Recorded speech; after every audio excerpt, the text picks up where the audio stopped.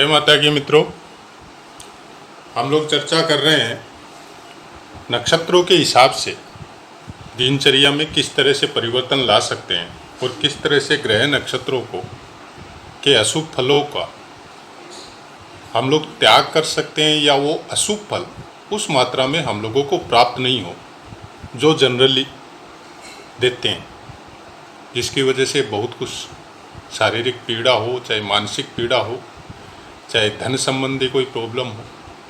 वैसी बहुत सी चीज़ें हम लोगों को भोगनी पड़ती है जीवन काल में, और उनका जब तकलीफ आती है तब हम लोग एक्सट्रो के पास या किसी विद्वान के पास या कोई ज्योतिष के पास हम लोग जाते हैं, और तब तक उस पीड़ा का मतलब इतना ज़्यादा वो प्रकोप हो जाता है कि उस समय के किए हुए काम पर्टिकुलर उस समय में फ़ायदा नहीं देते। क्योंकि कोई भी चीज़ जब शुरुआत से ख़राब होनी चालू होती है, कोई भी बीमारी भी हम लोगों को होती है, तो उसको होने में टाइम लगता है, और जब वो टाइम लेके और वो एक अपना विकराल रूप बना लेती है, उसके बाद में डॉक्टर हो या कोई सर्जन हो या कोई दवाई हो, ठीक तो होते हैं, लेकिन बहुत समय और बहुत टाइम हम लोगों का उसमें चला जाता है, और शरीर में भी बहुत सी पीड़ाएं ठीक होने के बाद भी बनी रहती हैं। तो उसका निवारण नक्षत्रों में बहुत अच्छे से बताया गया है, जिनको न तो सुनने को मिलता है, और सुनने को मिलता भी है तो हम लोग इतना ज़्यादा उस पर गौर नहीं करते।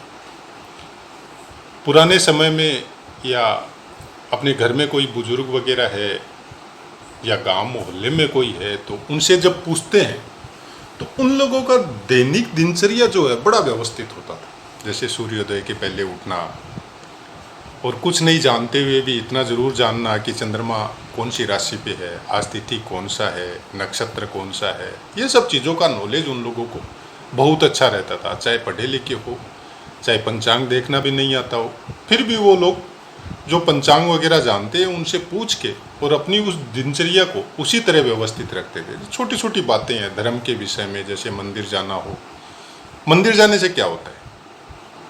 कुछ नहीं होता है। आपका मानसिक जो दिमाग, जो मानसिक स्थिति है वो अच्छी होती है। अब जैसे हम लोग घर में पूजा पाठ करते हैं, जिस समय आप पूजा करने जाते हैं उस समय आपका मन थोड़ा अच्छा होता है, चाहे घर का वातावरण कैसा भी, क्योंकि आपकी एक भावना होती है कि मैं भगवान की पूजा करने जा रहा हूँ। तो वो जो मानसिक स्थिति उस लेवल पे आने के लिए पूजा की जाती है, उसका आपको क्या फल मिलेगा उसके लिए नहीं की जाती है। फल तो उसी समय मिल गया आपको, जब आपकी भावना हुई कि मेरे को पूजा करने जाना है, फल उसी समय मिल चुका है आपको। कारण उसी समय आपके अंदर एक परिवर्तन आया, और आप घर में कोई लड़ाई झगड़ा भी चल रहा हो, घर में कोई तकलीफ़ की बात चल रही हो, घर में किसी को कोई पीड़ा चल रही हो, उससे आपका दिमाग हटा और आपका मानसिक लेवल एक सीमा में डेवलप हो, तो फल तो उसी समय मिल चुका है आपको। तो कौन से फल की कामना कर रहे हैं आप? क्या भगवान आपको साक्षात दर्शन देके आपको आशीर्वाद देंगे? दे सकते हैं, अगर आपका वो मानसिक लेवल उस स्तर तक चला जाए। तो उसी विषय में मैंने ये पाठ वापस चालू किए नक्षत्रों, क्योंकि मेरा जो नक्षत्रों पे विशेष है उसका एक कारण जो ज्योतिष में है, और शायद आप लोग बहुत कुछ जो ज्योतिष जानते हैं। चैनल चलाने का मकसद भी यही है कि नक्षत्रों के विषय में कुछ ज़्यादा अच्छी तरह से जानें। आप पूरी तरह इसका नॉलेज ज्योतिष का लेना चाहते हैं, बहुत अच्छी बात है। मैं ये नहीं बोलता आप मेरे ही चैनल से लीजिए, नहीं, चैनल आप कोई भी देखो,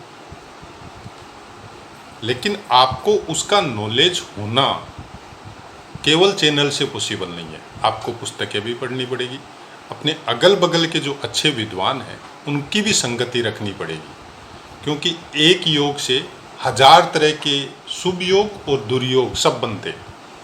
आपकी देखने की क्षमता कैसी है, आप उसको समझते किस तरह है, उसके ऊपर डिपेंड है।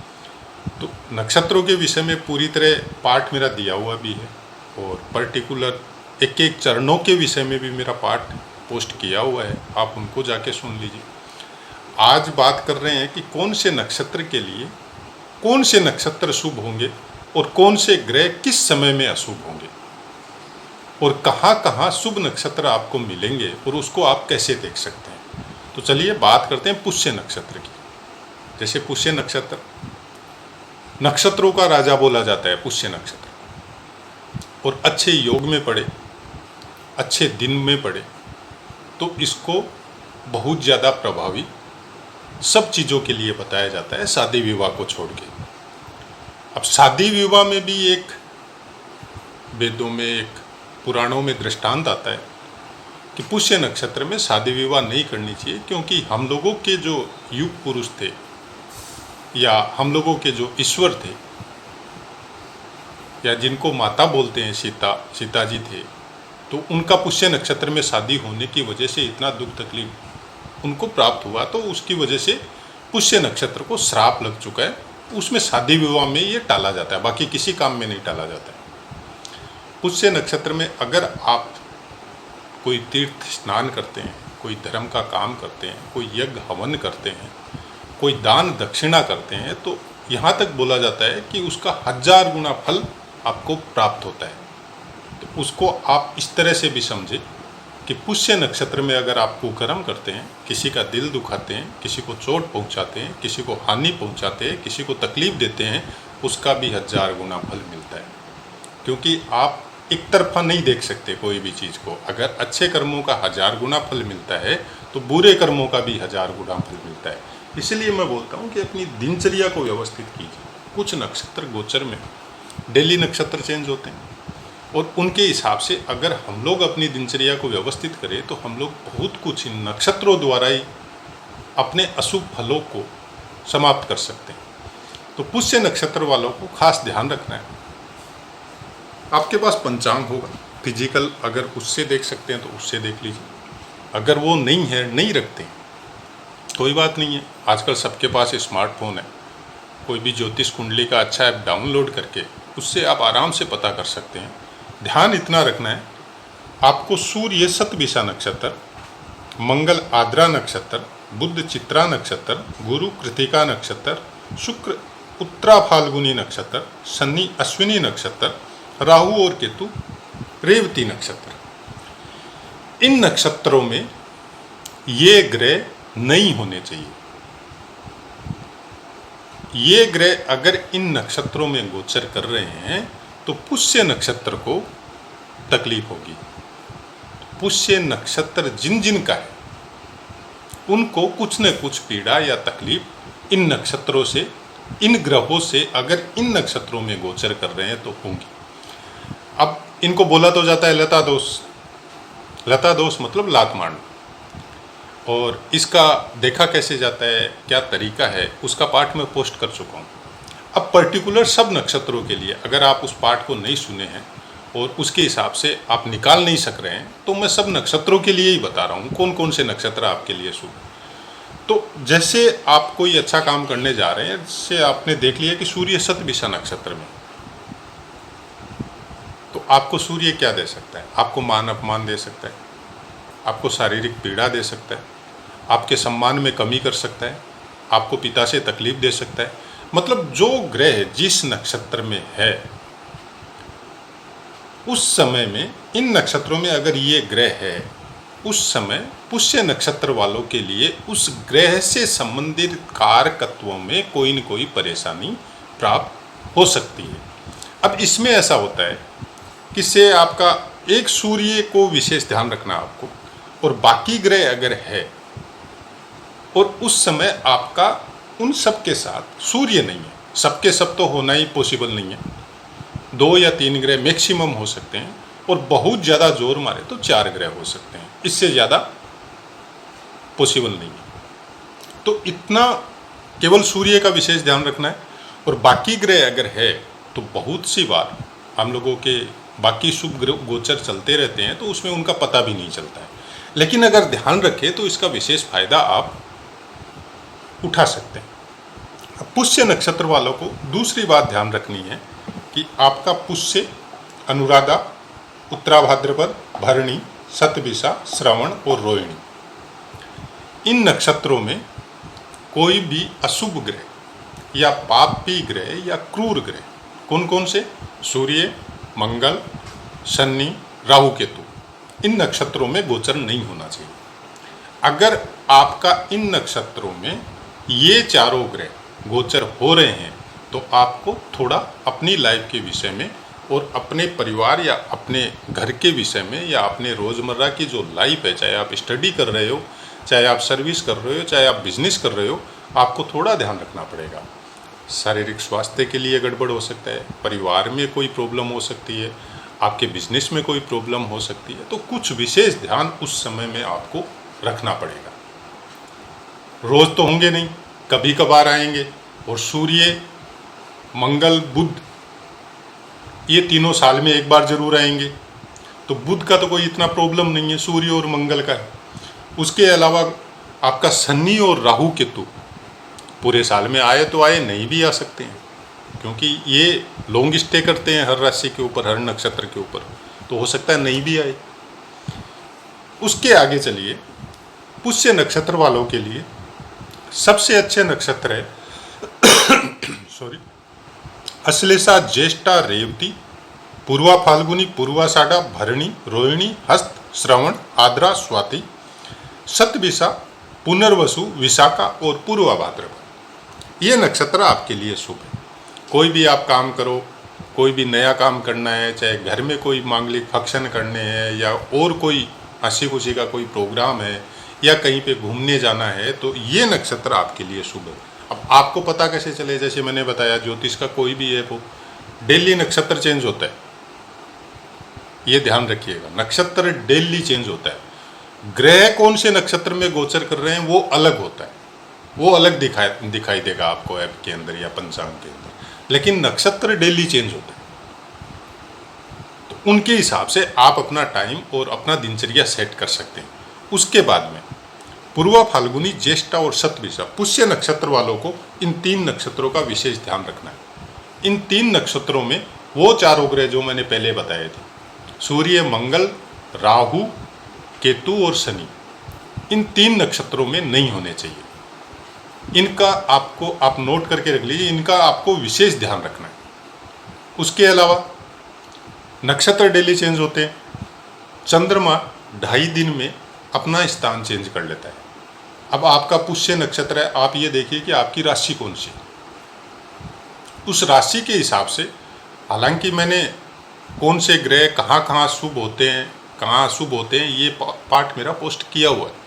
आप बाकी ग्रहों के विषय में भी वो जानकारी रख सकते हैं, लेकिन हालांकि यहाँ पे मैं कह रहा हूँ कि डेली का दिनचर्या व्यवस्थित करना है आपको। तो उसके लिए मैं चंद्रमा को रोज़ सब पाठों में बता रहा हूँ। उसका कारण इतना ही है कि चंद्रमा बहुत स्पीडली गोचर होता है। सब ग्रहों में सबसे जल्दी चंद्रमा का गोचर चेंज होता है। तो 2.5 दिन में चंद्रमा का गोचर चेंज हो जाता है। आपकी जन्म कुंडली के अंदर जो राशि है, मतलब चंद्रमा जहाँ प्लेस है वो राशि आपकी बनेगी। उस राशि के हिसाब से 1, पहला, तीसरा, छठा, 7वां, 10वां, 11वां, इन स्थानों में चंद्रमा शुभ होगा। से आपकी राशि है जो भी है, उसमें पहला मतलब वो आपकी राशि है वो, उसके बाद में उससे तीसरा स्थान, फिर उससे छठा स्थान, फिर उससे 7वां स्थान, फिर 10वां और फिर 11वां। इन स्थानों पे अगर चंद्रमा का गोचर हो, शुभ होता है।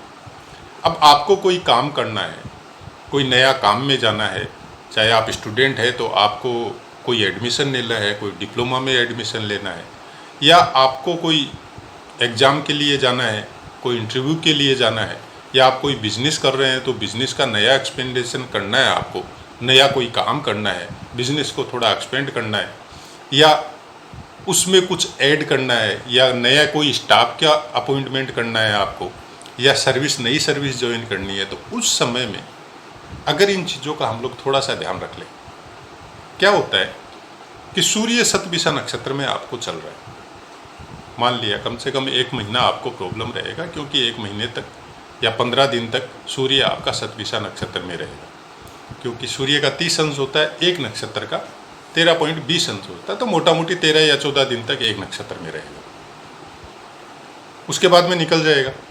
तो उस काम को आप थोड़ा सा नया काम करना है तो 13 दिन टाल दीजिए।